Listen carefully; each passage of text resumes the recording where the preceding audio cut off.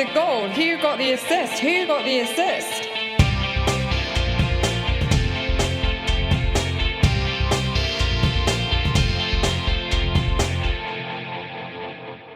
Hello, so the season trundles on as we round off the last week of November. We're at the start of a long stretch of FPL now, as mentioned last week, unfettered by international breaks as the game disintegrates into the haves and have-nots as the sharp divisions continue to impact ranks. As we move forward, we thought maybe this is a good time to have a look again at how we fit everybody in as we try to optimise our sides to get into that onslaught of game weeks to come. Oh, right, everybody's here this week. Nick, first, you're right as usual? Hey man, yeah, I'm good, thanks. Had my birthday the weekend, so I'm 32 years young now. No, I'm not, I'm 32. Do you not know my age? We have some discord here in the Harris household. I'm 33. Yeah, but I'm You're- born in 88, so I'm 32. Speak for yourselves, lads. You're all ancient. Right. Yeah, no, we are definitely getting on a bit, Nick. If we can't We remember are. how old we are, or our wives can't remember how old we are.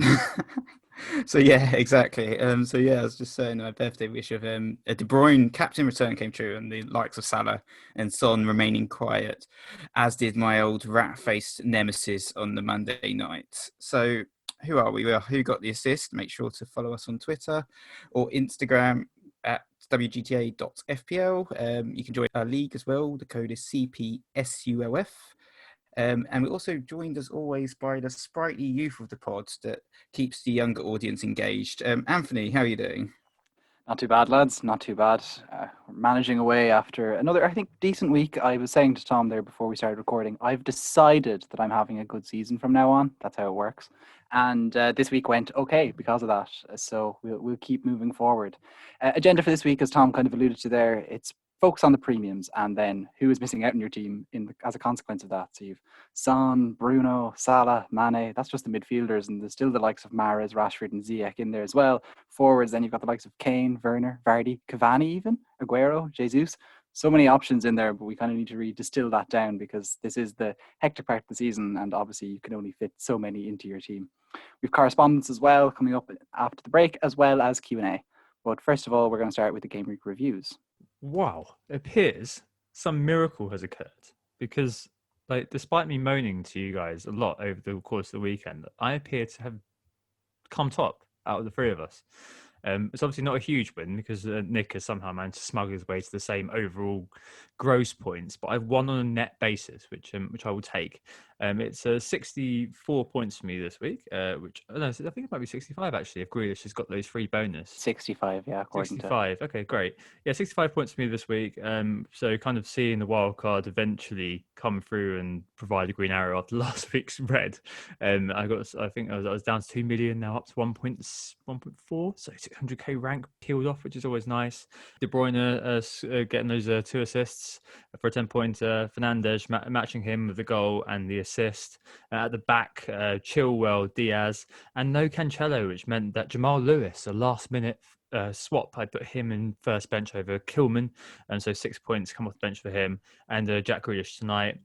Jamie Vardy, unfortunately, just about got an assist, which was all right. I mean, it was at the point where at the start of the game, if you said, "I give you an assist, would you take it or leave it?" I'd leave it and hope for the best during the game. But it was kind of quite late on, so it was kind of like, yeah, I'll take it now. I'll definitely take it. I'll take anything.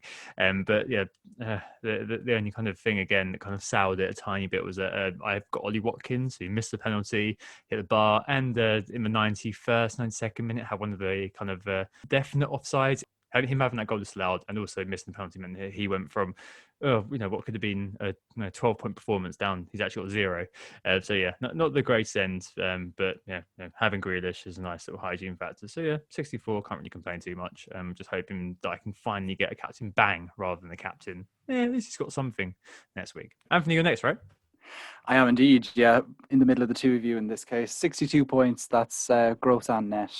It was a fine week. It could have been a much better week, but it was still, we'll take it.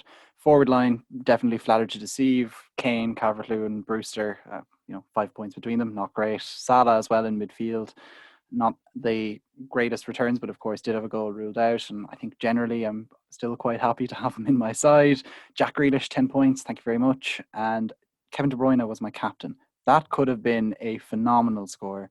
still 10 points doubled. We'll take it. I've had plenty of blanks this year that it's okay.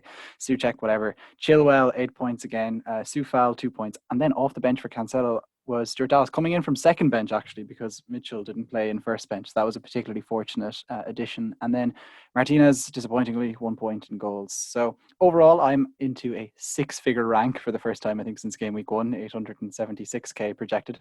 So onwards and upwards, where it's on, Nick. I'm chasing you down. But in the meantime, whilst he may have had a lower score than both of us, I think on the Electoral College, he's definitely still the president. Yeah, well, I technically had a higher score. It's just the net -4 makes it lower. So I had 64 points. -4 is 60. I didn't have any jammy bench points either, unlike you guys. Had Stuart Dallas with his 8 points rooted to the bench, unfortunately, this week, having for some reason decided to play Walker Peters ahead of him, which is, pretty stupid in hindsight. But otherwise, my transfers paid off massively. So I did Jota and KDB came in for Zaha and Son. So massive swing there, 13 points. Captain De Bruyne as well, so 20 points for him. And it was all about my midfield, actually, to be honest. Like, no one else got any returns. So De Bruyne got me 20, Jota the 9 points, Grealish 10 apparently, I think, with free bonus. Fernandez 10. All my forwards blanked, and the defence and goal didn't do very much either. Zuma picked up a 5-pointer, but not as good as Chilwell's 8. But yeah, I think 64. I think it's a green arrow just lurking outside that top 100k now. So yeah, feeling quite happy, and everything's looking pretty promising at the moment. Good season in your sights. Right, moving on to the market forces then. And as you mentioned, Nick, your strikers haven't been doing anything, but it's not really the strikers that are in prominence in the numbers, is it, so far? So yeah, again, it's all about Diogo Jota, the most transferred in player this week with 200,000 transfers in, looking very much in form with 4 goals in 5 games. And again, he only cost 6.7 million, which is perhaps one of the highlights of him. Is going up again, so it might be 6.8 now, but 5.4 million saving on Mo Salah if you are looking to potentially try and cover Salah with his cheaper teammate. So he's certainly attracting a lot of attention in the market forces. Otherwise, we've got Callum Wilson. He's second most transferred in player with 117,000 transfers in time of recording.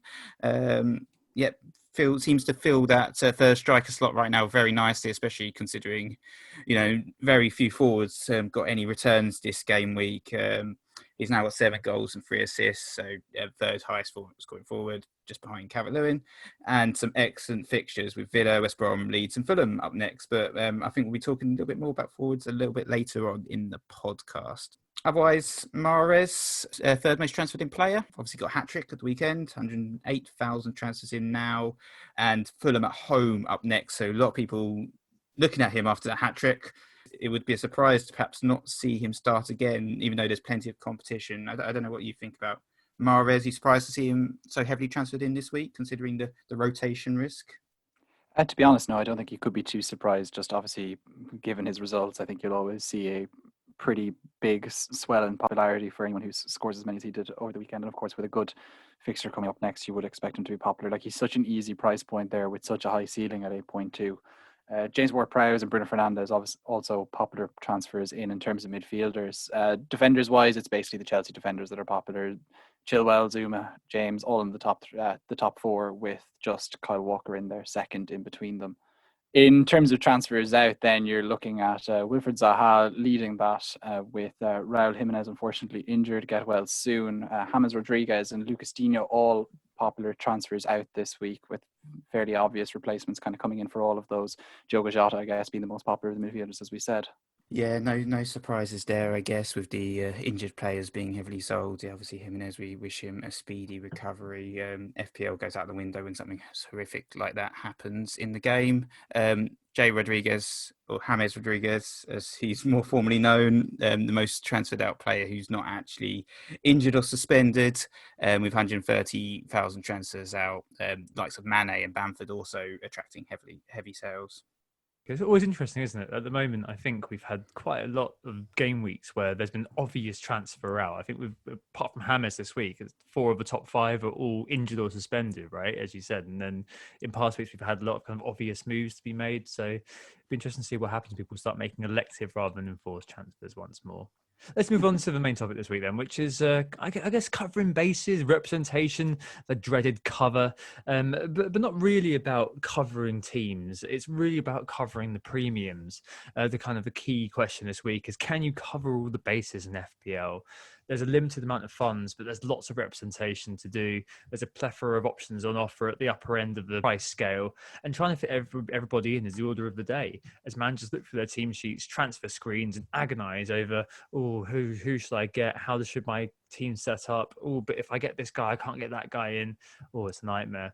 And this week coming up, for example, City are Fulham at home, Chelsea Leeds at home, Leicester have Sheffield United. And in game week 12, things shift the other way around. Spurs have Palace, but Liverpool have Fulham that week. Leicester have Brighton.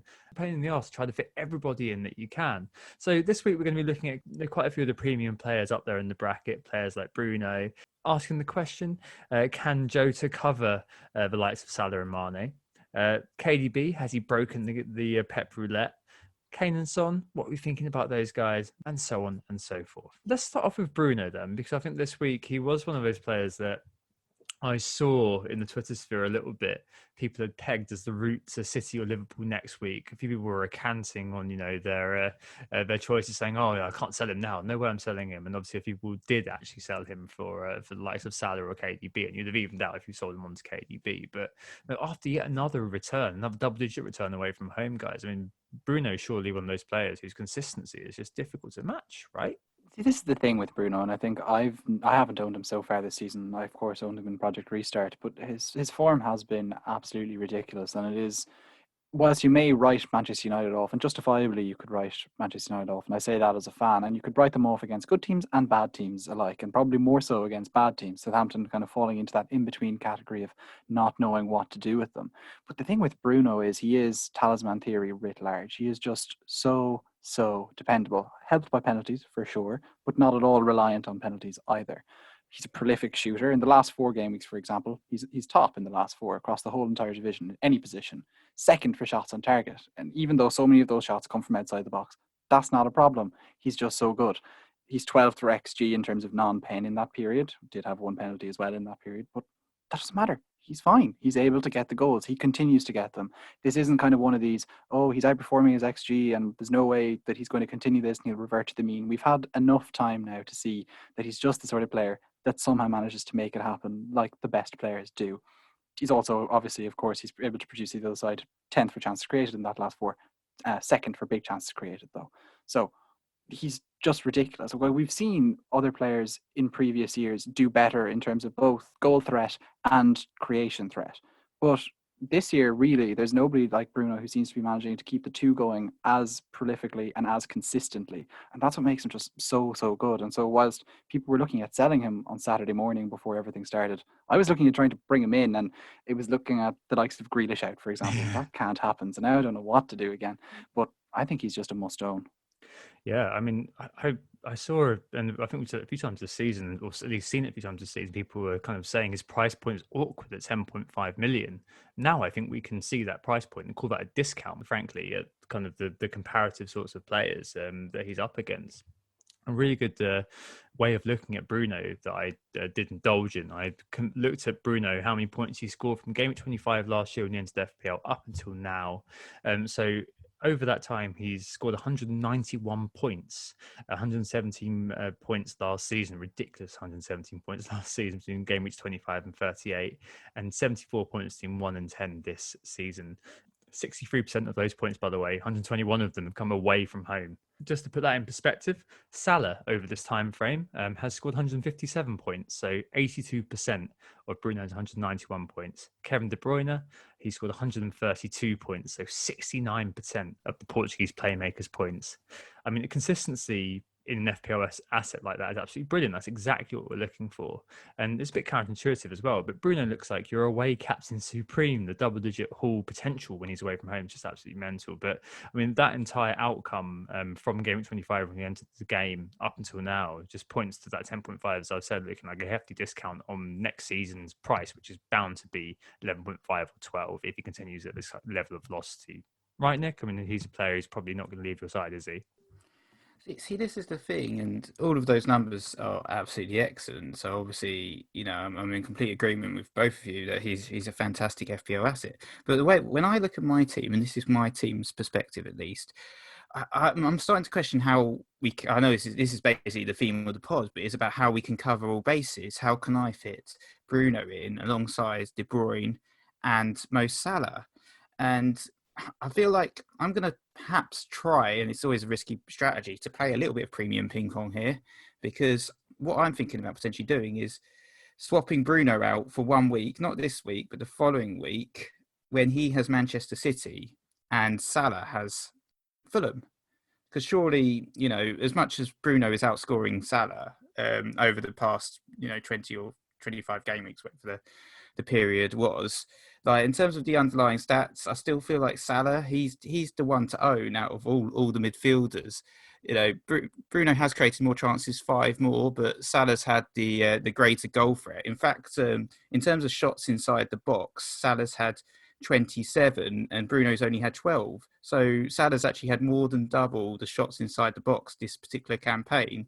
And I don't really want to go without owning Mo Salah against Fulham in game week 12. And the way I see it, I can bring in Salah for Bruno, and perhaps the following week I can swap out someone else, maybe even swap Salah straight out again because he's got Spurs, and bring Bruno back in for Sheffield United. God, what's happened to you?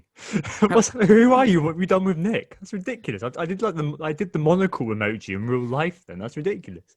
It's a strategy. It's like we've boomeranged a few times in the past. I think boomerang. Yeah. I think it's a potential strategy. I don't see the harm in it. It's worked so far in terms of taking Salah out last week. And, it's a very unused strategy, though. That's why I'm a bit concerned about for your health and general well-being. Dear me.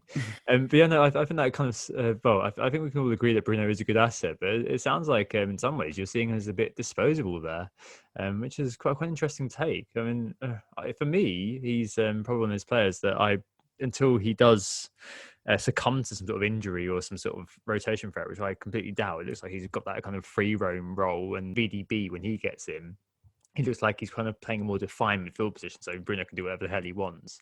So there's an injury, like he just looks like he can shit house points from anywhere, basically. I mean, I just can't see a way at the moment that I'd be looking to get rid of him. I'm surely his price is only going to go up. I'm not too sure about that. Have we swapped roles, Nick? Except without the FPL outcomes for me. Was that? This is the problem. Like, are you saying that you're going to go without Salah? Then is that what you're saying for that week? This moves us nicely onto does Jota cover Salah or Mane? Because for me, I'd be looking at what's happened from you own Jota right now, don't you?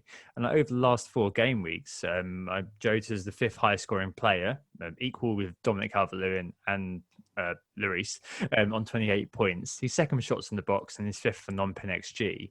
But the importance of the business end, isn't it?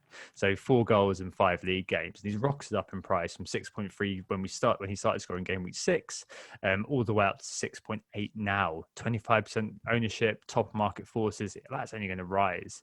I mean, with him, is it a case of casuals catching the worm? Like, there's lots of uncertainty expressed about Jota, but maybe there's a hangover of his Wolves days when we weren't too sure about him. But the reality is he's a sub 7 million player, attacking player who plays for the league champions. Like, there's lots of less engaged managers would have grabbed him about a thought that week. Should we have done the same? Probably, yeah. But can he, I guess the judgment is, can he then cover the likes of Salah and Mane, especially in that sort of Fulham game? I think we've all agreed, well, at least we on the podcast have agreed that Salah is probably the superior asset to Mane, unless you're an Adam Hopcroft. But the question then becomes, can Jota be a cover for Salah? Like, for me, I don't know, my strategy is feeling like it, because I want to keep the likes of Bruno. I want to keep KDB, we'll speak about in a minute. Probably want to keep a few other players involved as well. I might have to hope that Jota does the job against Fulham. But yeah, it's definitely tough. What do you think, Anthony, on that? So we're not that many weeks on from when we recorded our supporting cast episode, and I think something that we talked about in that was, maybe don't force somebody to be a supporting cast member just, because it might fit the team structure. Yeah. And I think when it comes to someone like Jota, the fact of the matter is that, like, you can get him in alongside your Salah, and so I think it's overcomplicating it to try and have him cover. It kind of reminds me a bit of the Pedro Hazard thing, except he's actually really, really good and might score as many as them, but at the same Yeah. time, get them both in. Why not? I know, Like but I think 6.8 now, 6.8. But And in that scenario, you already have Salah and you're buying Jota in. In my case, I've got no Liverpool at the moment, so buying Salah in is a huge imposition on one hand. Finding the funds to buy him in the context of other players being there, and like Jota's so much easier to pull into my team. you see, the thing is, Tom, is this sort of overcomplicating the sort of reason why less engaged managers are doing so well this year, because they just go, oh, he's doing well, just put him in, and like if it costs -4, so be it. It's exactly. That's why I'd be buying Jota over Salah at the moment, because he's scored 4 would you goals not in just 5 put games. both in, because you're like, God, that Salah guy, he scored a lot before. But what if KDB, who would go for him, has recently smashed it? And this is why we have this segment, because that KDB guy, he scored a lot before and he looks so good on Match of the Day. And Man City are back, so says everybody now after one win. But okay, yeah, Jota, unbelievable in terms of his goals and starts, like 3 goals in 4 starts so far this season, obviously 5 goals in total in the league, also particularly good form in Europe. So seems like a very dependable asset. The sort of role that he has in that Liverpool team it's akin to Salah and Mane in terms of the amount of shooting he can do. In fact, he's done much more of it in the last few weeks, even though he's played less, higher open play XG than both Salah and Mane over the last 4 games, even though he's played about a half less of football. Now, that said, you could point to the fact that Salah and Mane have both had offside goals, and that would totally change things. And you could also say that Salah has penalties, and there's no Milner around anymore, so there's no worries about duties. So you could say that Salah is a better asset in that sense. But all the same, Nick, do you not think that it's just over? You already own Jota, so maybe you're even more likely to agree. It's just overcomplicating things to try and not have him. Well, that's why I've come up with this fail-safe plan of my own, where I own both, and I also own Bruno for certain periods. So, I mean, yeah, in terms of Jota and his performances in sort of the last 5 game weeks when he sort of entered the team, his underlying stats have been excellent, and they have been matching Salah, or even actually bettering, really, because even though Salah's played 4 games, Jota's played 5. So it's not a direct comparison. Jota's scored twice as many goals as Salah has. He's had more goal attempts with 12 compared to Salah's 10. More of those have been inside the box. In terms of sort of minutes per chance, for Jota, it's 31, and for Salah, it's 33.3. So, they're very, very comparable.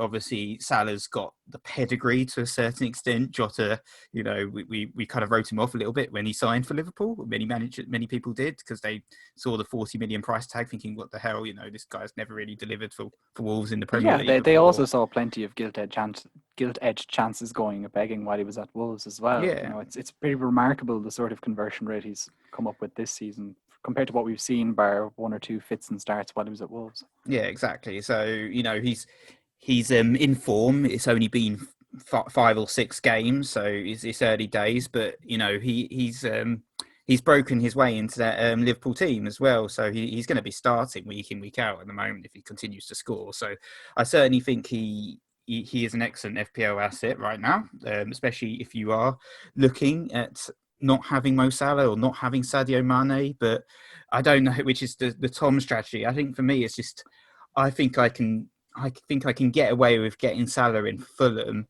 and then swapping him back out again. So that's why I'm thinking I really want Salah for Fulham. I took the risk without Vardy this week against Fulham, paid off, but I don't think I'm going to do the same for Salah. No, I could actually follow that strategy because I'm looking to roll this week, and I think that it could happen. I could do it. I'm a little bit. It kind of goes against all the kind of teachings of caution ingrained in me by the likes of boring managers like you, Nick, or the artist formerly known as Nick, I should probably say at this point. But I can see where you're coming from with that strategy, and you're laughing at us. You're laughing at us with disdain. No, I just find the whole thing funny. It's just watching this role reversal is quite something as someone who's listened to the pod for quite a while. That's all. Don't know what's happened. I'm boring and crap at FPL, whereas Nick has become interesting and good at FPL. Christ, things really have changed. This is 2020 in a moment. Is Nick out hipstering you as well now with the beard? I don't think I ever tried to be hipster. I think I was always just original without being hipster. But yeah, okay. Well, it sounds like we're a little bit skeptical whether Salah can be covered by Jota. But we are in an interesting stage, aren't we, with Salah at the moment, where obviously there are a lot of removals with the COVID situation. Whereas a good proportion of the game don't have Salah at the moment, and obviously kind of people are manoeuvring to try to get him in, as Nick's just reflected and as I'm reflected, trying to find a way to cover him. I mean, Anthony, you've got Salah at the moment, haven't you? I do indeed. I mean, can you see kind of a world where people were kind of saying, well, okay, well, at least I can cover Salah at the moment? Is it fixtures? What is it that's kind of made it that people have seems to be a little more comfortable about Salah right now? What's made them do it?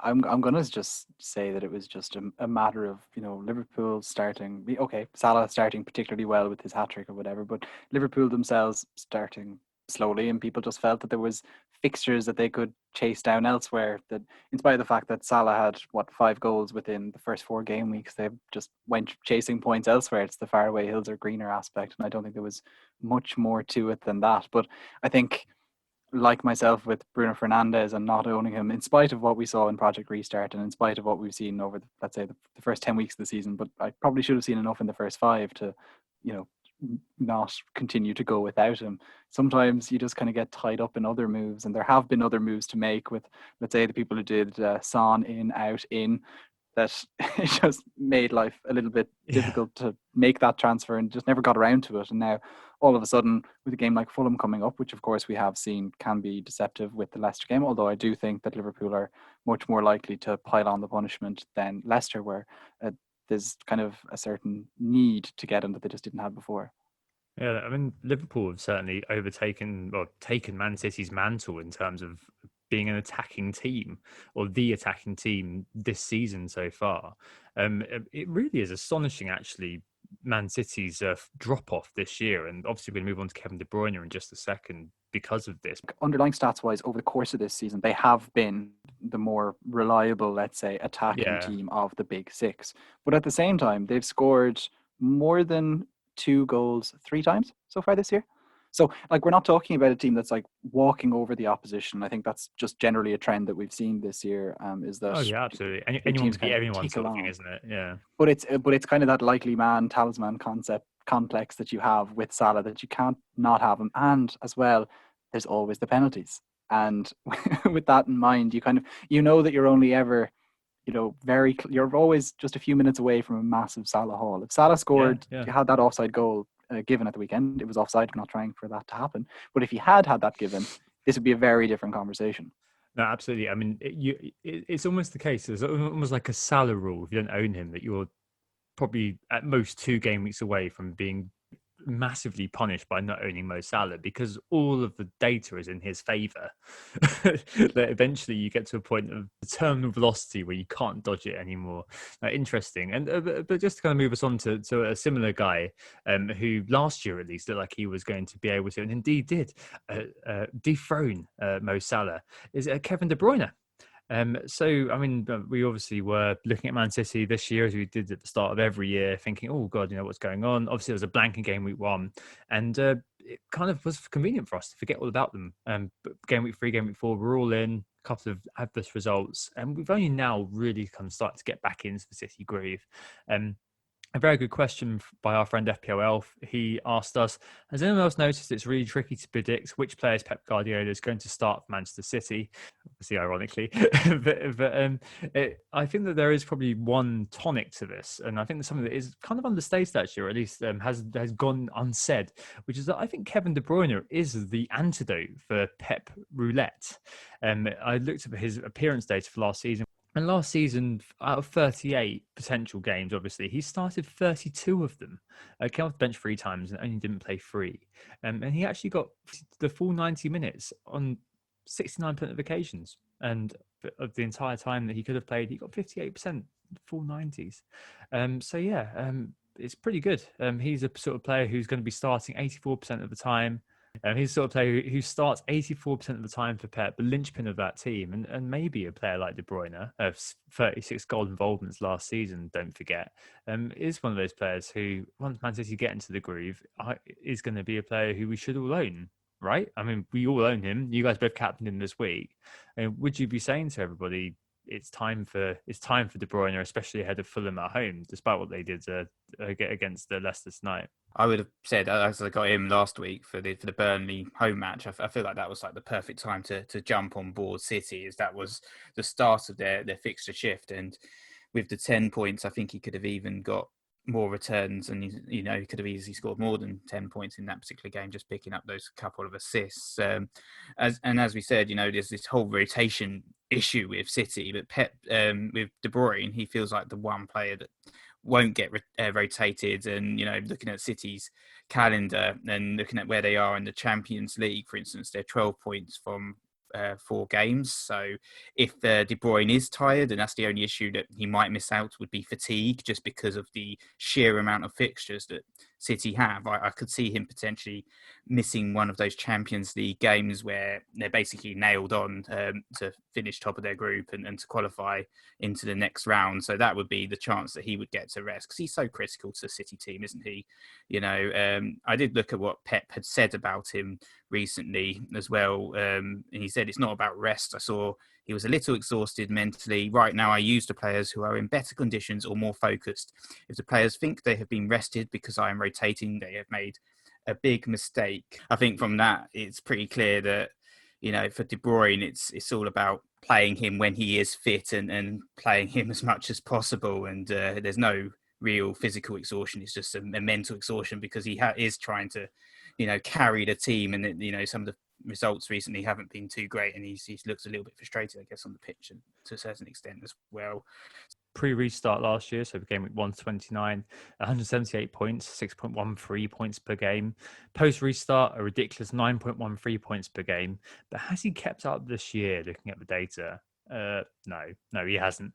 39 points he's scored so far, equal to the likes of Bednarek, and outscored by luminaries such as Gabriel, Mings, and WBA's keeper Johnston. But he's missed games, and City have not been in gear. And there definitely are signs of recovery. As recently as game week 7, their 10 goals was an overperformance. Now it's a little bit better. They've got XG of 15.6, 15 goals scored. They're 9th in the XG metrics now. But what's really interesting is still the contrast last season. So obviously there's a game less played. But last season at this point, their XG was 31.07. They'd scored 32 goals. This season, they scored 15. In 2018-19, their XG was 27.88. They scored 27 goals. This season, again, they've scored just 15. It's a very anemic start for City. And I think the big loss has been Kun Aguero. 6 goals in 18-19 in the first 10, 8 last year in the first 10. And Nick mentioned David Silva a couple of weeks ago as well, being one of the other kind of main misses for them, obviously doing bits at the moment for Real Sociedad. But this year, it has been the defence which has been the main point, which is why I went for the Cancelo and Diaz on my wild card. They've had the fewest shots conceded. They're third for SGC, and Borin Diaz, for example, is the man there. But I mean, KDB, I guess, is the way to buy into that attack, because there's just so much mix and rotation, right, Anthony? There's no other way to really go there. I mean, looking at players like Mahrez, you've got to look at them and think, I might do a throw on this actually, because I did look at his data, but I'm not going to do it in here. But some player like Mahrez is so feast or famine. You need the consistency for FPL, don't you? Yeah, this is the thing. And I think as well, maybe an aspect that's a little bit overlooked with Man City so far this year is just, I think this is something you'll hear commentators talk about quite a bit, is that a malaise sets in with Pep's methods at a club after a while, and players just stop responding to him. They just become, too mentally fatigued from it, whatever. And you'd have to wonder if that was starting to affect the squad. I think people were quite surprised to see that he'd extended his contract and he's going to stay for another few years. He's this is the longest he's ever been at a single club, Pep. So we have definitely seen a marked change in Pep's quotes post-game. Like, you'd rarely see him be as strong and fervent about the fact that he did not try to rotate. He picked the best players that were in form and they were had the right attitude, etc. It was a very, very different approach to talking about team selection to what we're used to. Usually there's a sense of, we have big game coming up and everyone's tired and it's all awful. But no, that wasn't the case at all. It was a really, really different thing. But as you say, KDB, no matter what, integral to it if they can. Fortunately, City are seem to be marching through in the Champions League. They're already through. They can secure first against Porto, and I don't think KDB will even need to play it this week. So in a good position in that sense to just keep KDB ticking over in the league, because it's important that he does. Because he is, if you just from the eye test, he's the one that makes them tick. He's dangerous. He gets the ball to players in terms of, let's say, Mara stole the show against Burnley, but still KDB was second in terms of shots and he was second in terms of chance created, both to Mahrez. But really, he's just always there, knitting everything together, assisting the assister, etc.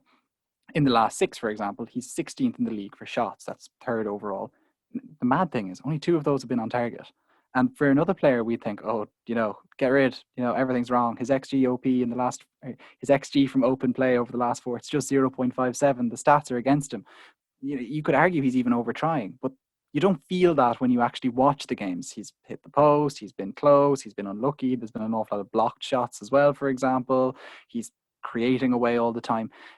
He's kind of different. There's a bit of a Bruno Fernandes-esque thing to him that maybe you can ignore the stats to some extent and just know that if City are purring, KDB is going to be ticking along nicely. And when they score 5, have only got 2 returns in that seemed actually quite small, and you felt quite unfortunate that they hadn't got an awful lot more.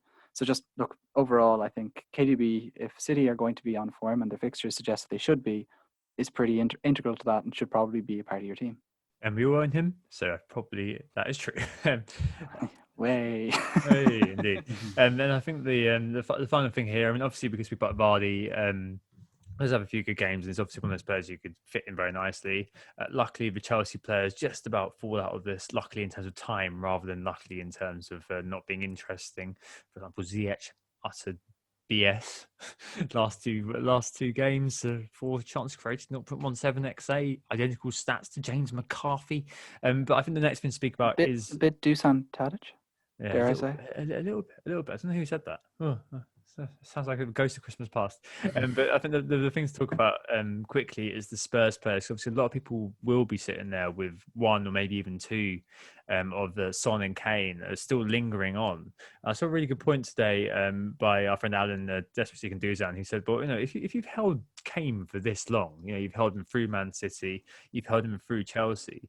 Surely it's the point now where you obviously he has fallen 0.1, but if you've bought him a little while, you've had him there, you've had him ticking over. Surely with Vardy just getting an assist, and he was the last sort of exit point today against Fulham." Let's just hold on to Kane, right? What are you going to do? What would you be doing, Nick, if you were holding on to one or both of these players? You've both got some coverage. I'm interested to see what your views are. I mean, I haven't really had much of an opportunity to jump off, to be honest, without taking hits. And I just didn't really see it worth taking the -8 this week anyway, at least to bring in Vardy. I've ended up net -1 from that move. So I kind of got away with it. It just didn't really sit with me. I think I was already getting rid of Son, and I kind of thought, take both out on a -8. That's beyond my risk profile, even the new me who takes risks with my moves and goes for ambitious strategies. That was beyond me. So I decided to keep Kane. I've seen him put some decent performances against Chelsea before. We always see him egged up for those London derbies. So I kind of fancied us to potentially show a little bit more than perhaps what we did going forwards. Because against Man City and Chelsea, Kane's only actually had 1 goal attempt, and Son's only had 2 goal attempts during those 2 games, but all of them outside the box as well. So not particularly exciting for Spurs from an attacking perspective in those games, but that was kind of how Jose Mourinho clearly set up to play, digging deep, and got the results that he wanted ultimately from those games as well. 4 points. We should be very happy as Spurs fans in terms of where we are in the league. But yeah, you're right. Worth mentioning as well, though, the fact that Chelsea certainly set out to avoid conceding any goals as well. Like Frank Lampard has definitely taken on board criticisms that they have been a bit leaky, especially in big games, and he really tightened up as a consequence of that. And City, as Tom has noted, probably the best defence in the league, and statistically are the best defence in the league. So with that in mind, you can't hold those against them. What you could hold against them is the fact that Kane wasn't exactly prolific, or in terms of shots, against the likes of Brighton, West Brom, Burnley before that. And that's maybe what I'd like to kind of hear from you about, Nick. Well, yeah, I mean, in terms of the goal attempts, I think over the course of the season, I think he was only second to Bamford last time I checked for goal attempts. That might be an out-to-date stat, but it's more kind of the assists that Kane has brought to his game that's been super impressive this season. I think he's been obviously been watching. He's a big fan of NFL, and he's obviously been watching a lot of quarterbacks, throwing the ball from distance and the men on the end running onto it, because that's essentially what he's doing. He's playing so deep, and he'll do the through balls towards Son, and Son will get on the end of those chances and score. And that's really what has made Kane this such amazing sort of FPL asset this season, isn't it? All these assists that he's come up with as well. So he's had 9 assists, which is just ridiculous so far. And he's also still had 7 goals. He's obviously on penalties as well, which will increase his goal threat. So from that perspective, I think he's still a great FPL asset. You mentioned, the Brighton and West Brom games, but he did score against them. So, he's still got returns there as well. Spurs have Arsenal up next. I can understand why managers perhaps still might be looking to sell, especially if they're trying to fit in, those midfielders, which probably right now are looking like better FPL assets than Kane, partly because of the positioning as well. But there are flexibility. You talk about like downgrading Kane to Wilson or something to bring in an extra midfielder, but I think it just pretty much depends on your team, and I can understand why some managers might decide to go without Spurs now. Yeah, this is the thing. Like, I was stirring with you there a bit ago just to bring up the Brighton and West Brom games, because the fact of the matter is that the stats have been poor over the last 4, and that's obviously including, as you say, the City games and the Chelsea games. He's had just 10 shots in that period. Son had 6, so even less again. That means that Kane 39th for XG from open play, which is the same as George Baldock. So, it's quite poor in that sense. But the fact of the matter is, with Kane, he's the likely man. And we've talked about a talisman before. He certainly personifies that. You could say Son does too, but continue with me. As Kane certainly personifies that. And look, if Spurs want to win the league, and they certainly do want to win the league, and they have the facilities to do that, they need to be able to win games against underperforming sides like Arsenal. It's Palace, then it's Liverpool. That could be a tight game, but really all the rest of the games that are coming up, you would expect Spurs to be able to get 1 or 2, and you would think that Kane is more than likely to be part of, at least half of those. And there's always the penalties on the end there, ready to make any score a haul.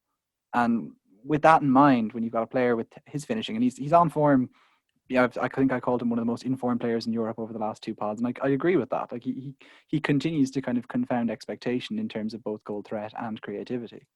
Yeah, no, I agree with you. And I think that obviously after those tough fixtures have abated, suddenly he becomes on the menu, doesn't he? Especially over Christmas, where we all have Kane. We all know Kane. Is Arsenal a tough fixture for him, Tom? No, I don't think so. Yeah. I'm talking about the Liverpool fixture actually, Okay. and maybe the Leicester fixture to some extent. But you've got to have an eye on the fact that over that kind of the 15 to 17, where the game's obviously quite bunched up. Wolves away is obviously not fantastic, but the 30th December against Fulham at home and the 2nd of January against Leeds at home, I mean the 16 17 in particular, those are captainable games for Kane, and those are kind of the games where I'd be looking to bring him back in. And as you said, kind of he is still in form. He still inhabits that sort of talisman role, and he has the X-Mins. He's going to be playing the majority of the minutes, if not all the minutes, for Mourinho during that time period. Yeah, I mean, but I still don't own either of them. And to move us on to the end of the section, those are the ones who do miss out for me still, just because the fixtures for the short term are still probably not ones that I want to buy into. So if you own these players, it's a don't buy, don't sell. But for me, I'm looking at their fixture list and thinking, as I mentioned, that Fulham and Leeds double up. Those are the 2 games, 16, 17, and I'm going to want Spurs back. As it is, I'm hoping the players that I do have cover. I'm hoping that continues on. And the other big miss at the moment is Liverpool, as we spoke about earlier on. I think Jota is going to be the way I go to try to help me cover all the bases, because as it stands, I have De Bruyne, I have Bruno Fernandes, I've got kind of the staples like Grealish. I do have Ziyech at the moment, and I've got Vardy up front, as well as Calvert-Lewin. These are all players who are going to be kind of those hygiene factors in our teams, and the risk is that obviously those players will look a bit immovable at the moment as it stands, which means that if Salah becomes a must-own, then I've got to follow a Nick type strategy of doing the merry-go-round, the hokey-cokey to bring him in. I mean, one way to mitigate it might be that I pair Jota with Robertson and try to make that work in terms of covering the points from Liverpool. So, I mean, you guys both own Spurs players, and presumably things are going on. Anthony, you're looking for a way to fit in Bruno. Is it still him that misses out for you? How are you approaching all this? This is the thing, Tom. I'm trying to build a team that has Kane, De Bruyne, Salah, and Bruno, and it may mean that Jota, the most affordable of all of them, is the one to miss out as I continue to just overstretch myself to get all these players in. It's becoming a more and more tenuous and impossible strategy to try and chase, but that's where I continue to be. Maybe I just can't bear FOMO, and maybe that's the real issue at the heart of my season here. But realistically, I just feel that covering my bases and continuing to try to just not miss the big points and to get my captaincies right might well be the strategy that carries me through this. I don't want to depend on any one team because I feel that won't necessarily go well. It didn't go well for me when I depended on Liverpool double up previously this year. I think I may have had a City double up at the start of the season, or quite close after I wildcarded, and that wasn't necessarily the best idea. I never had the Spurs double up, and that would have been great when it was going well. But at the same time, I think just trying to spread myself out and trying to get things right is probably the easiest way to avoid misery. Yeah, I kind of prefer this sort of version of FPL, at least, where there isn't such a strong set template, and you kind of have to take a few. I know this sounds like new me again. You have to take a few risks, a few gambles here and there with players that you don't own, and there's a bit of a danger threat. Because I think this week I felt particularly exposed actually, just because I didn't have Vardy, I didn't have Salah or Mane, I didn't have Werner or CH, I didn't have Sterling or Jesus even from Man City. And I was going into the week without De Bruyne or Jota as well. So I was feeling very, very exposed in that regards. And I'm thinking about the upcoming weeks and how I do try and mitigate the risk for the next few weeks. And as we kind of discussed, Jota could potentially. He could cover Salah to a certain extent. He could try and be the Riker for those weeks, but I'm not sure if I want to take that gamble. I took the gamble with Vardy this week, but I think with Salah, he's just with Fulham away. It just feels like you're going to shoot yourself in the foot not owning him. That's my danger here, and I think many managers perhaps would have looked at City this week and De Bruyne and looked at the ownership as well and thought, actually, I'm not too scared about De Bruyne because his ownership is low. Problem is that ownership is increasing and increasing right now.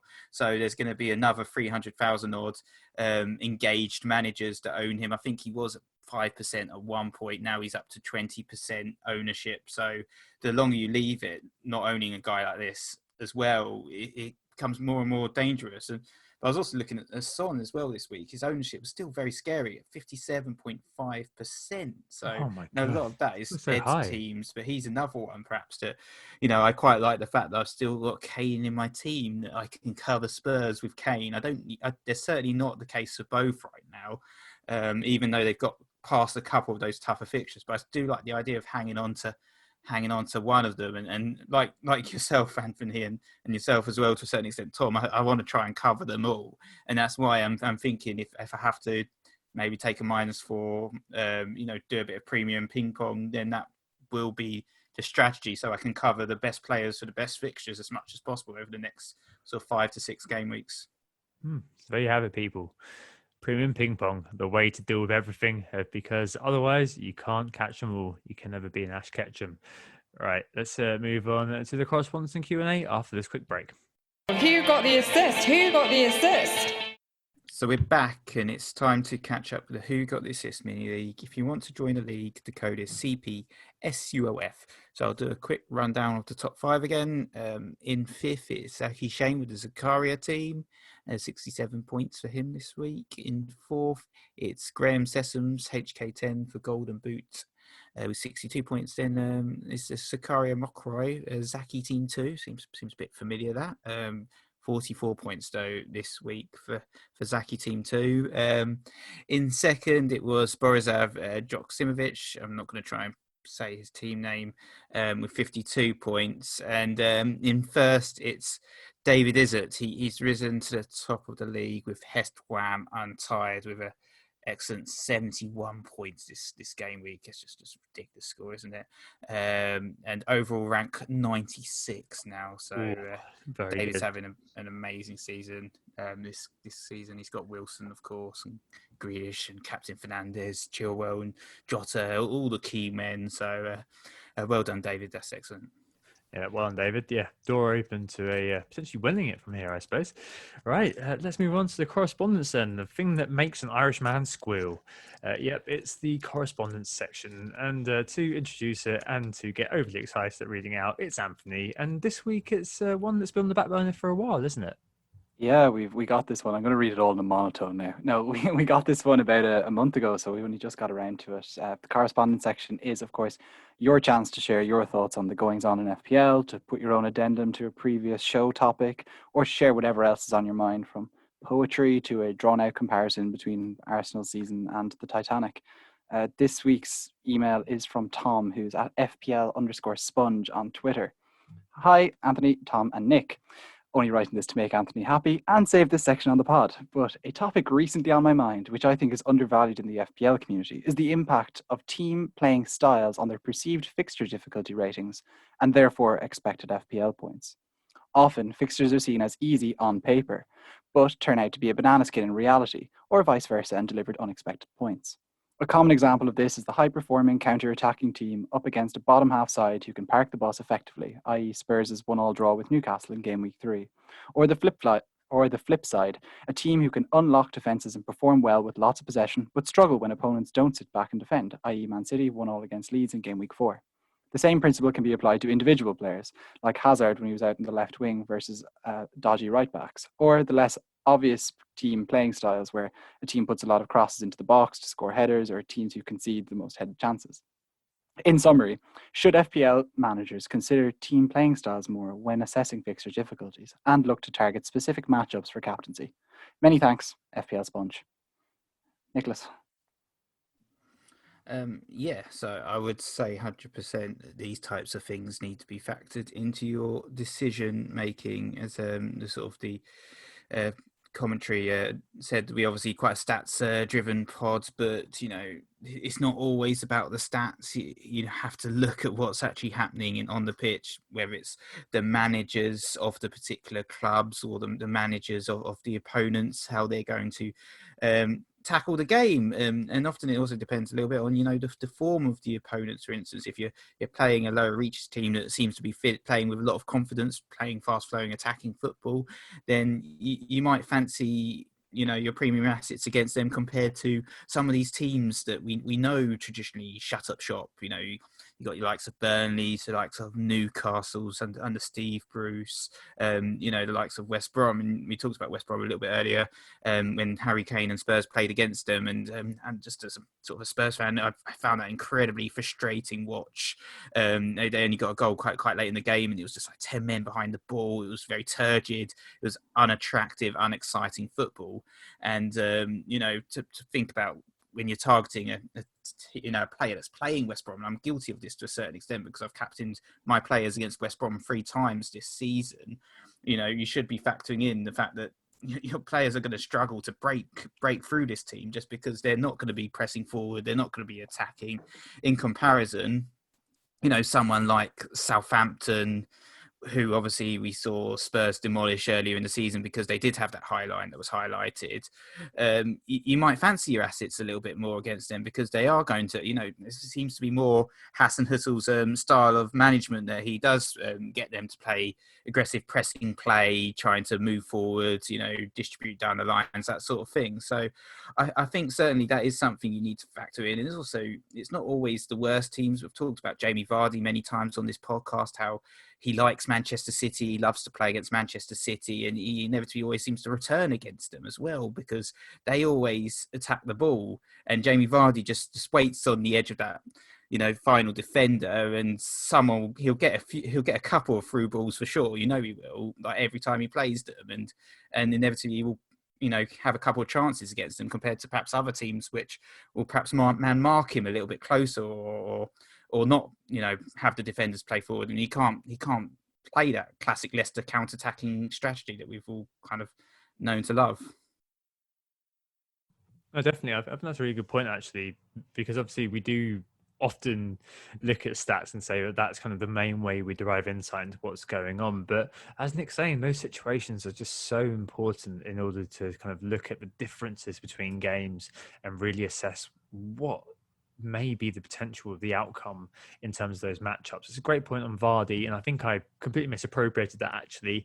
Made a big mistake in captaining him versus Liverpool. Maybe some hindsight there to some extent, but maybe I did kind of think, yeah, okay, against Man City, he had a lot of he had that sort of ability to play off the shoulder, exploit the space, and score goals. I was hoping that would happen against Liverpool, but it seems like Klopp didn't fall into that error. But equally, that week I avoided Bruno versus West Brom because I thought, West Brom would play the low block, and they frustrate United. United aren't the sort of team who are going to be able to make inroads against a team playing like that. And I was almost right. It took a retaken penalty to prove me wrong. But it's just one of those things, isn't it? Where I think it is very, very important to look at those sort of things, like the counter-attack potential, as Tom mentioned. Son against Southampton, a fantastic example. I think probably my biggest bugbear, one of my biggest bugbears in FPL, is the FDR scale, which is awful, and that often is the way in which people do take as a shorthand for assessing fixture difficulty, because FDR is a 5-point scale in which the 1 is almost always redundant and the 5 is most of the time redundant, so as not to offend people effectively.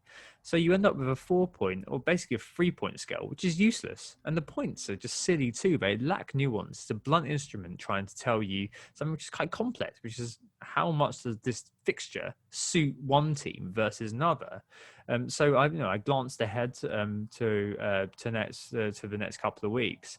I spotted that this week going on, for example, Man City is a 2 at home to Fulham. Okay, Fulham have just managed to beat Leicester, but that 2 is the same as the 2 given for Villa, who are playing Burnley. Those 2 games, okay, the outcome may be, to some extent similar, but the games aren't quite comparable, because you've got one team which is massively superior to the other. No offense, Cottages, but I'm sure you know that. Versus Villa and Burnley, I don't think that is a 2 for Villa, because of Burnley's the record of defending very, very well. So it means it's very important to suss out that sort of extra context surrounding those sorts of games. We always say that stats are part of, not the full picture. And in terms of captaincy as well, you do want it to ideally be the highest scoring game of that game week, don't you? And the average will normally track if the obvious captain scores highly. I think that's probably just the proof is always in the pudding week to week on that. And it's always very good to be captaining a player in that game where things do absolutely go mad. But what do you think, Anthony? Is it always the case that this is what's going on? That fixture difficulty is one of those things where it's more about the playing style of the teams rather than looking at things like the FDR as your shorthand to seeing how good or bad the fixture is? Yeah, I definitely avoid the FDR. I think I would bet any manager that's listening to us can probably put together a mental FDR that's probably more useful than that particular FDR. And it can be definitely a little bit misleading, to say the least. It'd be very silly to discount playing styles when you look at these things. Tom, like you with Bruno Fernandes and Manchester United against West Brom a few weeks ago, I didn't fancy him purely because United have really struggled against defences that sit back like that, and I maintain that. And this West Ham game in game week 11 is going to be no different to that. However, all points said earlier in this pod about Bruno Fernandes, fixture proof, etc., means that I'm no longer going to continue with this strategy when it comes to somebody like Bruno Fernandes. And I think that kind of gets at the conditionality of this, that okay, maybe it's worth thinking about this playing styles thing to a point, maybe particularly with your captaincy. But when it comes to just your selections in general and your transfers in general, maybe give it less weight. So maybe, for example, Fulham is an interesting one. Maybe this is a theory I'd like to test out over the next few weeks and to maybe look back a little bit further. But I captained Dominic Calvert-Lewin against Fulham in game week 9, and that obviously worked out better than the Vardy captaincy this week. Now, you would say, okay, but what's the difference? They're Fulham playing against a team that's doing much better than them in the league. But the difference is the type of finisher, for example, between Jamie Vardy and Dominic Calvert-Lewin, for example. easy for me to say that with hindsight, and that's why I'd like to test this out over a further time, is that Dominic Calvert-Lewin as a first-time finisher who just, he just makes the most of a chance when it comes straight away, versus Jamie Vardy, who's more of a run-onto and finish, albeit first-time player. Maybe is that little bit of a distinction, which is why, of course, as Nick said, Vardy is particularly good against really good teams like City. Maybe this is why against Fulham he struggled. I'm not going to give you any sort of like massive treatise on that, but I would like to see that kind of going forward on that particular fixture. West Brom's another interesting one, who have, as Nick said, kind of confounded our expectation and done a lot better against the bigger teams, let's say, than we would have expected, even though if you look at their stats in terms of shots conceded and things, they're right up there at the top. But Sam Johnston is a huge part of that. But they don't actually concede that many goals, West Brom, and maybe we've calibrated them incorrectly just based on fixture difficulty, whereas that playing style, as you say, is something we need to consider more, that they do sit back and they do try to not lose when they play the big sides, and that isn't necessarily a good thing. Compare that to Southampton against Spurs, the easy example, where they're chasing the win, they fancy it, and it explodes. Anyway, thanks very much to Tom FPL Sponge for emailing in for correspondence this week. If you want to be featured in the correspondence, get on to us at whogottheassist@gmail.com with poems, thoughts, comments, concerns, anything. We'll have a look and we'll probably get it into the pod at some point. We've had quite a lot of submissions over the last few weeks and it's been great to see it, but we'd like even more, guys, so keep this slot going from strength to strength. Isn't that right, Tom? Your favourite slot? Yeah. Dead by Christmas, I reckon. Here we go again.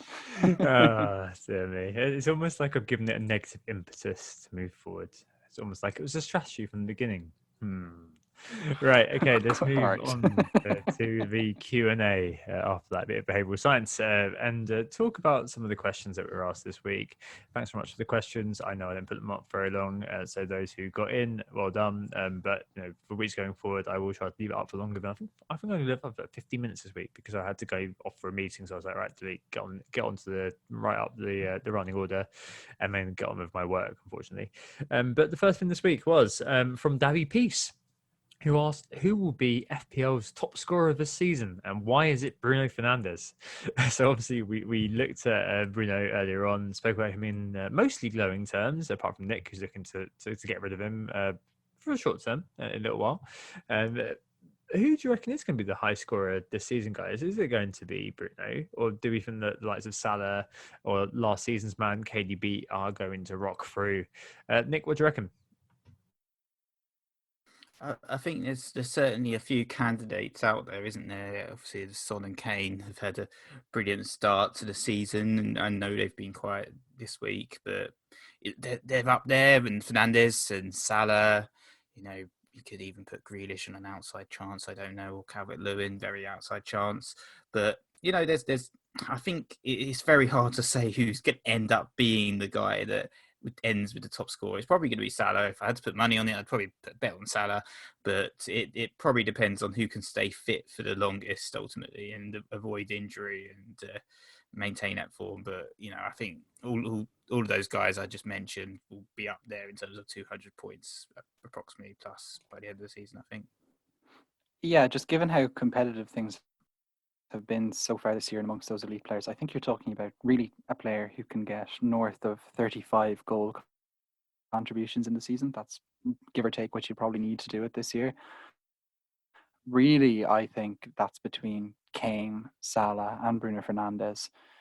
If Kane can continue his playmaking exploits, then he would be a pretty good bet for it. But I think just going on historical pedigree and the fact that midfielders get that extra point for their goals, which does help, I think Mo Salah will still probably take it. I think he's got more players around him who will get him his assists. So whilst Bruno Fernandes and Kane might be more creative players, they don't have as many good finishers around them as Salah does. And I think that might pay dividends over the course of the year, especially as like the previous years, Firmino hasn't been finishing the chances as well as you might expect. And I think Jota is going to change that. There's kind of three primary goal scorers there, including Salah again, and I think that will benefit him maybe more so than at United, who they have great players there, great finishers there, the likes of Rashford, but not consistent enough maybe to help Bruno over the line. And for Kane, it's pretty much just Son.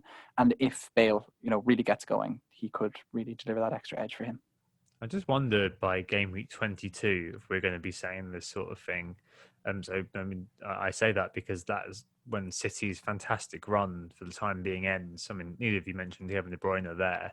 Last year, 36 goal involvements, but a really nice run over those next 12 game weeks that takes in Fulham, West Brom, Newcastle, Brighton, Palace, Sheffield United at home, as well as away games, the likes of West Brom again and Southampton, who surely are not going to be naive enough to play that high line. But I mean, by that point, could you be those 11 games, apart from arguably the United game, maybe the Chelsea game as well?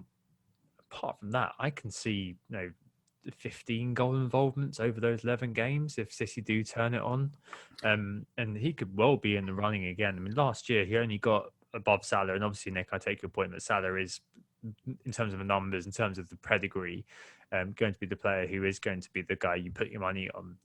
But I can imagine De Bruyne getting a good proportion of his overall end points from these next 11 games, and that could be the way forward there.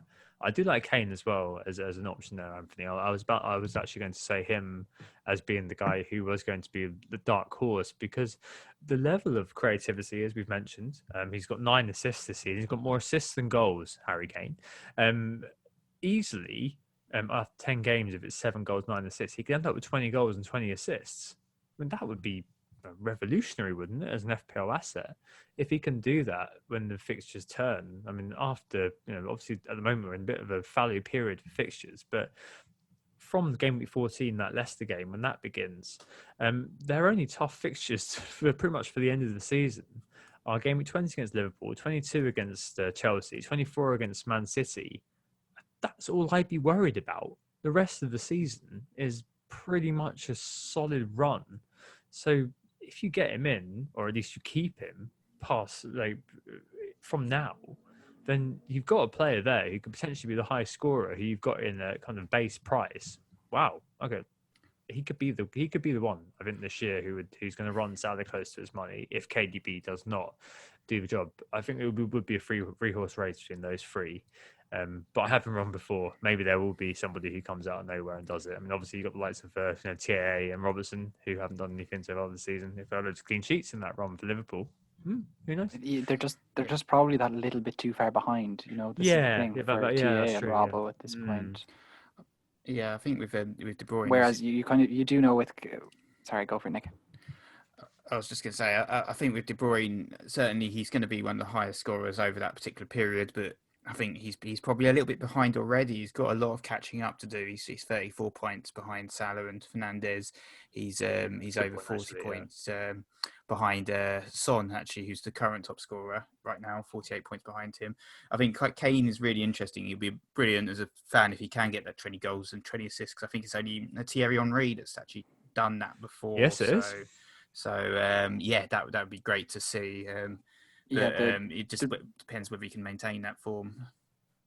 Yeah, the reason why I had De Bruyne that little bit further back was A, because he is at a deficit already, but B, I think just as City do go further into the Champions League, they can't possibly mess it up again, and I think De Bruyne will possibly be rotating out of the team. Then I know we've talked about how he is the solution to Pep Roulette right now. That's when they're trying to build up their points. If City can build up a breathing space at the top of the league, which is not impossible over this next run, everyone is dropping points.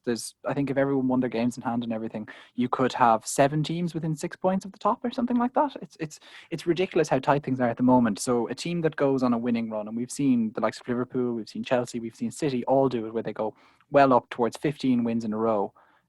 Like if they do that could be the league wrapped up. And so with that in mind, De Bruyne could then just kind of find himself as in and out of the team. And we have seen that previously when they're going further in the Champions League. And really that has to be the objective for this City team over the course of this year. It's really Bayern to beat. Absolutely. And that observation that there may be some rotation, I think, is a novel one, which we really should claim on social media, Anthony. That's it, yeah. Please talk about Pep Roulette, #Pep Roulette WGTA. That segues very nicely into the next question. So Abindra Somali asks if City are now off on a run following their annual home demolition of Burnley. Because obviously next they've got Fulham, and I think that all three of us later on, shock horror, are going to say we're going to be captain Kevin De Bruyne, barring a Newcastle under 15s team put out, in which case Grealish may be of interest. But they've got Fulham, United. Nick won't be selling for that, but we'll be buying him back in again for West Brom, Southampton, Newcastle, Everton, and Chelsea over the Christmas period. Does that look fruitful? I've already given my answer that I think it probably is. It's probably one of those kind of time frames where I'm thinking that De Bruyne is going to come back to prominence, and obviously City against Burnley did show signs that they were becoming more settled, albeit what Nick was saying about players who score and keeping the team, etc., etc. What do you guys think about that? Yeah, look, I think we've all well, I've certainly expressed my feelings on City's run that I do think that they will go well, and I'm not too worried about that United game. Defensively, they haven't been spectacular so far this season. Dean Henderson may be in goals if De Gea is injured, which could be an interesting one. But at the same time, City have had the better of the Manchester derbies lately, especially actually at Old Trafford, more so. And I think that I wouldn't be too concerned by that particular game either. So yes, do I think City are off on a run? Certainly enough to merit getting one of their players in. Yeah, I think that's I saw the line there that City have some fantastic fixtures, and we're all on De Bruyne.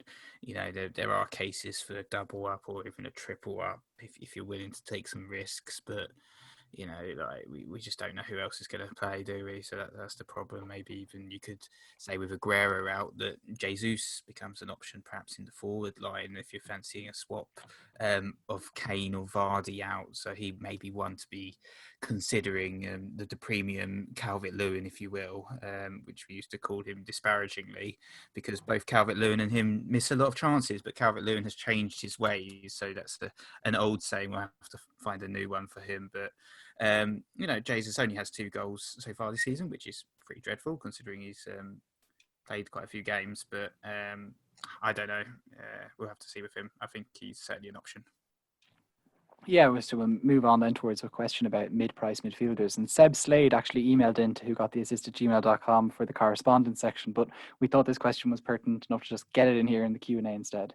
So Seb is saying that he was early on the James hype, but that's obviously now a fond memory, having captained him in game week 4 for him. So with those serial blanks in mind, he's looking at a replacement. Now, assuming that most people own Grealish, Seb pointed out that Diogo Jota is an option. We've already spoken about Ferran Torres, who Seb suggested could be a huge differential. And he also has James Ward-Prowse in here, who is the 6th highest scoring mid. So anyone else, lads, or those 3 mid-price midfielder options? What do you think for Seb? Yeah, I think it's got to be Jota, hasn't it? At this point, I mean, we've obviously waxed lyrical, or at least I did wax lyrical about him earlier on, and I think that he probably is the one that you'd be eyeballing and thinking, you know what, it's a bit of a no-brainer, as we mentioned. Apply the not less engaged manager mindset. He's the one to just buy, bring in, leave in your team, and enjoy the prize rise, enjoy the points.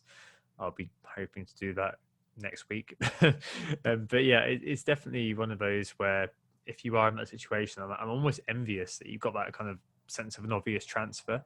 I'm assuming that Seb has DCL, so he can sell James. Even if I didn't own a DCL, I probably would be looking to sell James actually, so it doesn't matter too much. I don't know if he has DCL. Yeah, that's fine. Even if I didn't own DCL, I'd probably be looking to sell James here because he was very unlucky actually on the weekend, wasn't he? He could have scored 2 goals. Was it? They got ruled out. But the fixtures are coming thick and fast, and there's always that sort of English mentality. First season for a foreign player, things are getting cold, things are getting wet. Can they keep it up against Stoke on a Tuesday evening? As for his other options, I think Ferran could be a very interesting differential, actually. I do agree with him there. It depends on whether he is going to be the rotation. Actually, no. Obviously, he's going to be a rotation threat. It's more about where the ceiling lies with him, I suppose. He's going to get probably 70, 80 minutes per City game, depending on other games during the week. And he's one of those you're going to have to keep an eye on and have Pep Roulette in mind for. JWP, I think he's one of those players who is a fantastic zombie team addition. He's just so good if you are not going to be messing with your team very much. And obviously you are going to get those kind of double-digit hauls every now and again, which is amazing for the price point 6.0. Yeah, I look at that, even though he's sit high scoring mid, and think, well, if there was a procession of blanks when Southampton aren't in form and not doing very much, and he's just getting 2 or 3 every week, would you want to moving out? I probably would. So I think Jota's always going to be one there for now, because he is fundamentally, as we've said before, an attacking player playing for the league champions. I think it's a bit of a no-brainer. Nick, what do you reckon? Yeah, I'd agree with you there on Ward-Prowse.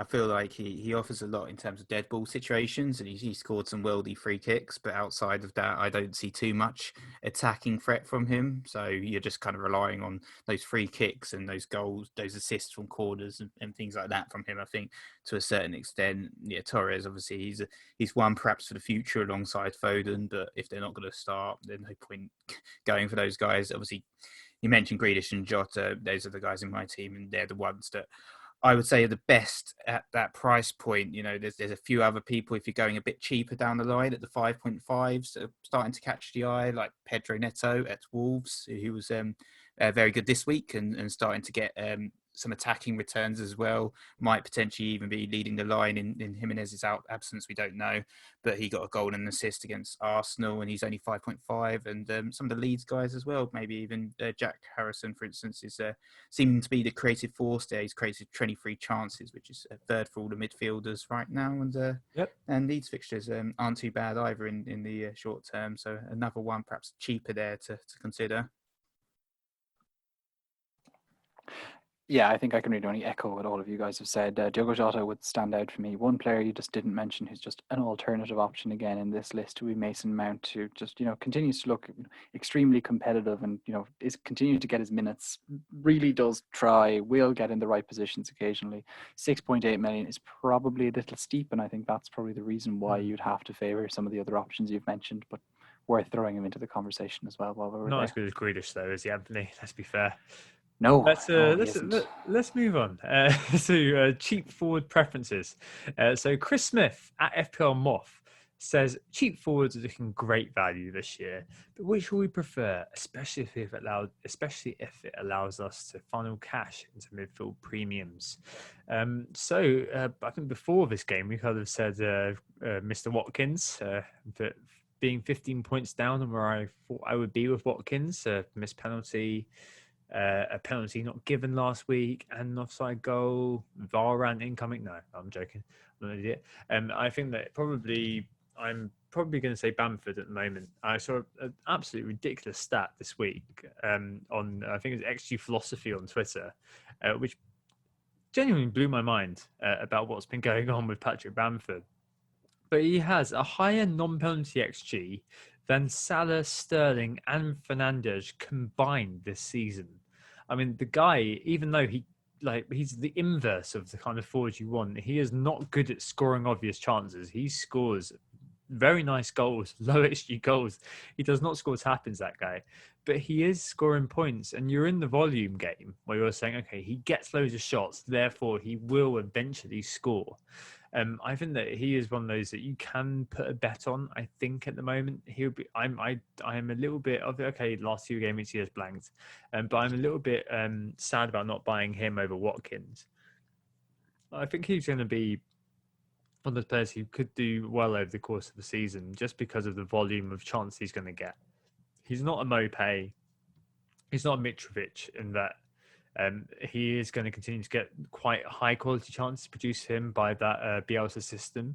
So I think he would be the one that I'd be really kind of underlining as being a decent, cheap forward asset. The other one's Antonio, who before he got injured, I was obviously all over, did bring in, and I got a nice kind of goal out of him against Man City before he got injured again. Obviously going to need time for him to build up, but he is the talisman for that West Ham team. He's the one who makes things happen. Today they were obviously reliant on Bowen to some extent, but when him, Antonio, and the supporting cast have got going, I think that he is going to be the one who really energizes that attack. And West Ham are pretty decent, so I think he'll be the one for me. And I think actually is the top for me in terms of the hierarchy of cheap strikers. I mean, like Che Adams and stuff. Actually, Nick, you own Che Adams, don't you? I mean, is he the guy you'd be pointing out here? So what I do like Che Adams, and he's been doing a pretty decent job for my team in recent weeks, sort of propping up with the odd goal and the odd assist, and in that respect, I got him I think at 5.8 million as well. So from a pure price and economics perspective, he looks great. Actually, I've looked at some of the similar players to you. Obviously, like Bamford looks great in terms of the underlying stats. Amazing volume of goal attempts. The one actually that I wanted to call out perhaps as the best pick was when you didn't mention that was Callum Wilson, 6.5 million. I like Watkins as well, but I think with Grealish, I don't think it's worth tripling up on Villa. With a lot of us have Martinez or defender as well, I think Watkins is avoidable. So yeah, for me, it's just Callum Wilson. The fixtures are just great in the short term. Villa, West Brom, Leeds, Fulham at home next 4. So some really nice fixtures. He's looking like he's, on form. He's the Newcastle talisman as well. 7 goals to his names. He's not has as many chances as likes of Bamford. So he only had 18. So 17 inside the box. But 10 big chances taken. So a lot of his chances have been big chances. So in terms of the underlying stats, looks like Bamford's getting all the goal attempts because Leeds are creating so many. But I think Wilson with the short-term fixtures would be the one that I would target. I think it's hard to watch Newcastle games, isn't it? That's the thing with Wilson. Like, you don't want to be watching those games. You want to just see what happens when the full-time whistle blows because you probably got points out of him if Newcastle have done anything. But actually watching them is, I prefer to watch paint dry, frankly. Anthony, what do you reckon here? Yeah, I had that exact same thing written down about Callum Wilson, that, he is great to own, but terrible to watch. But I do think he is he in particular, but Newcastle are particularly terrible to watch. Now, Newcastle, it's the fixtures really, as Nick pointed out, they're just so bloody good that I think it's very hard to ignore him. And he has been, I guess, the physical embodiment of the Mike Ashley cut your cloth club management way in terms of how efficient he has been with his finishing so far this season. 7 goals, quite a few of those have been penalties, and he's not wasting his big chances. But that's what you want. There's nothing wrong with that from your striker, and when you're able to get him in for a relatively cheap price of 6.5 million, I think it's fairly sensible. I do like Bamford, and what I do like about Bamford, and I was very skeptical about him pre-season, is yes, the quality of the chances that he gets, and all the stats show that, but it's the fact that he's getting chances against pretty much everyone is also very good. The fact of the matter is that Callum Wilson doesn't get many chances, so you could quite easily point to it and say, if he goes off form, he's not going to get many chances to find form again. Bamford will, and arguably he's going to put away the chances, as Tom said, that you don't expect him to put away anyway. So there's a kind of a reverse psychology kind of thing going on with Bamford the whole time, which does make him quite a good pick, and at 6.1 as well, particularly good value. It's kind of the problem is team structure wise, when we've talked about the amount of midfielders we want to get into our sides, you really only have space for one of these guys in your side, and that's the difficulty, especially if you want to get Calvert-Lewin in.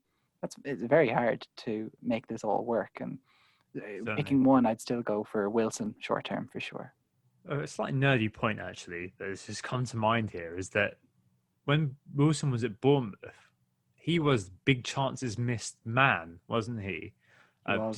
Last year, I think he had 20 big chances and scored 9 of them or something like that. Like it's something around that sort of province.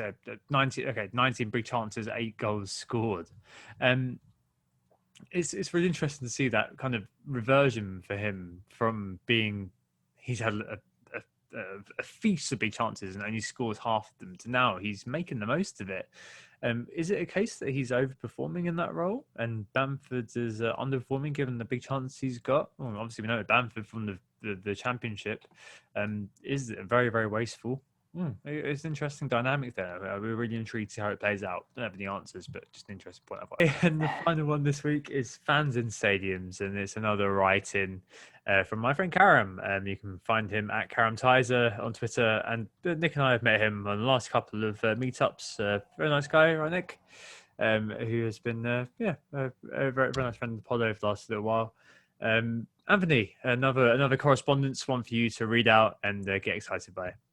Yeah, Yeah, it's a lovely letter as well. So, Karam, thanks a million for our brilliant efforts week in, week out, and we thank him for emailing in as well.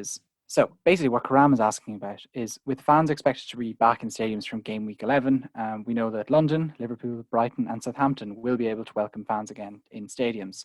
So, many teams were impacted positively and negatively by fans' presence in Project Restart and over the course of so far this season. So, how should we read that from an FPL perspective? Guys, what are your thoughts on fans returning to stadiums, albeit in very, very small numbers? I think max 4,000. Am I correct in Yeah, saying? it's very small. I think that there's one really, really good test case for how much fans impact performance, and that is Sheffield United, the team who are currently rooted to the bottom of the Premier League. At this point, looking at their down, sorry, Blades, but 1 point after 10 games. You've got to be thinking about Chris Wilder there, haven't you, really? I'm sure he'll be kept on. But 1 point after 10 games, rooted to the bottom of the table. This time last year, they were actually 8th. They had 13 points, and they're equal in points with the likes of Manchester United. And you've got to probably put that down to the fact that Bramall Lane creates that semblance of a very intimidating stadium, intimidating arena for players to play in. Obviously, it's an intangible thing when it comes to the data, but it's one of those things that gives players perhaps an extra 10%. And I think that we've all been there, where we've all been in a high adrenaline situation. We've been able to pull out performances where other people haven't been able to. For my case, it's not playing in front of 50,000 people. It is being able to present in a corporate setting. But at the same time, I think it's one of those things that you can definitely empathize with. And I think it'll be interesting to see how the reintroduction of fans does begin to amp up players will be able to play off them. And also how certain players, perhaps who weren't particularly good when it came to the pressure, could fall back by the wayside. I don't know. But fans coming back, Nick, what do you reckon is going to be the case there? What do you reckon is going to happen? Yeah, hi, Karam. So I think I'm not sure it's going to have that big an influence on the game, to be honest. And with the home form as well, it's only a small number that will be allowed into stadiums, I think 2,000 or so. And from personal experience, I've always found sort of the home away form has been generally pretty speculative. I also read, apparently, I don't know if this is true or not, but I read that they're not going to be allowed alcohol. They're not potentially going to be allowed to shout or sing as well. So it'll be very interesting to see how it all works in practice. Obviously, as you said, some players, it might fill them with confidence. It might help, teams like Sheffield United perhaps to have a few core ultras cheering them on to try and help them, or other players we've seen before seemingly have played better without the fans there, cajoling them. They, saw about West Ham, how they've actually performed better because they haven't had the pressure of the fans from the London stadium, abusing them essentially when things go wrong.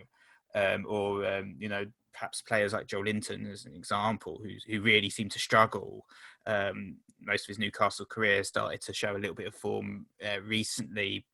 Perhaps has benefited from the fact that he hasn't had a crowd jeer him every time he's missed a sitter. And so, I think there'll perhaps be some elements, but I think from an FPL model, I think it'll be very hard to assess what these changes will do and if it will influence our decisions at all.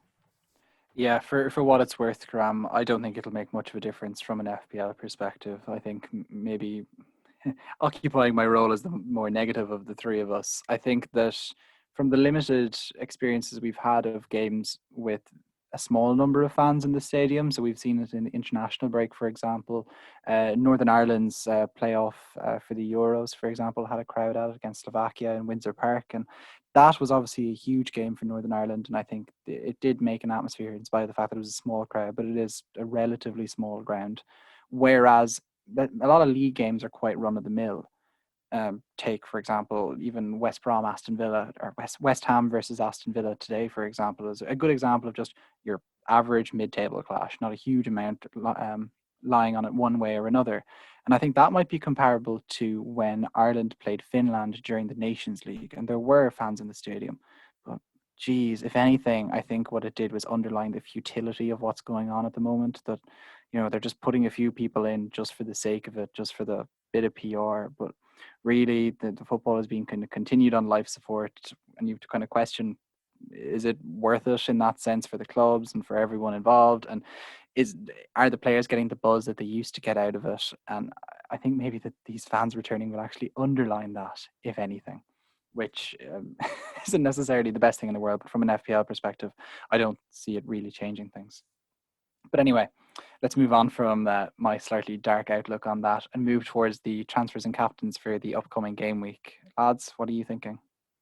So I think I've pretty much said it already, that I'm planning on rolling my transfer and captaining De Bruyne. So if I roll it, then I need to fund Bruno to Salah with 0.3 million, which might mean a boring defender downgrade as well accompanies that. So that's kind of my plan, but it will invariably be destroyed by some injury or someone getting COVID or something. So that's at least a short-term plan. Same. Captaining De Bruyne, rolling transfer. Try to figure out what happens next week. I'm still pretty glad that I did Mane for De Bruyne, which I mentioned earlier on. So yeah, just leaving it as it is. I've got no Liverpool players, so that's definitely be something I have to deal with. It probably will be Watkins if he was sacrificed, or maybe Vardy, who sacrificed a Liverpool player. I'm not sure yet. So quite a lot of things that I could possibly do. I'm glad to be in a position where I've got a decent sort of set of players. Lots of news that Newcastle apparently have had a big COVID outbreak, so it'll be interesting to see what happens. I've got a triple Villa set up at the moment with Martinez, Grealish and Watkins, so if that game is called off, I'll be kind of obliged to make a couple of moves there, but hopefully it doesn't happen, and hopefully I'll be alright and I'll be able to roll it. We'll see. But yeah, default is roll it, notwithstanding injuries, COVID, etc. Anthony, finally? Yeah, the thing with that Newcastle game, and it's one to monitor for everyone who's listening as the week goes on. As it stands right now, we know of kind of bottom line is it's very unlikely to be cancelled, it seems, right now. So with that in mind, Grealish would have to be consideration. But as it stands, just based on fixtures and imagining the world as it is normal, I think De Bruyne is leading the pack. And much as I want to get Bruno Fernandes into my side, I have 4.6 million in the bank. I'm not transferring out Grealish, obviously, with that in mind. But then the only player really who I can transfer out would be Souček. But I don't have enough money there. So is it worth taking a hit to get Bruno Fernandes in, or do I go another week without him? But if I go without him in game week 11, I'll probably go without him for the derby in game week 12. And suddenly we're looking at multiple weeks of dreading Bruno Fernandes, goal emojis, and I'm not sure if I can deal with that. Anywho, that is the end of this week's pod. Thanks very much for tuning in. We were Who Got the Assist. Thanks so much for listening, and don't forget to hit that subscribe button if you haven't already, and leave a review as well. They've slowed down in recent weeks. We'd love to get a few reviews in on iTunes to help us shoot up the charts a little bit more. Yep, and of course, don't forget to send correspondence. It will keep Anthony very happy. You might even get another squeal from him. Yep, great. Now, next week, we'll be back on Tuesday because these guys are both being professionally responsible. Anthony has an exam, Nick has an exam, which means we can't do the Monday, so we'll be back next Tuesday. In the meantime, we hope this helps you think about how we cover all the bases in FPL at the moment. We'll speak to you next week on Tuesday. Goodbye. Slán. Oh, it's a goal. Who got the assist?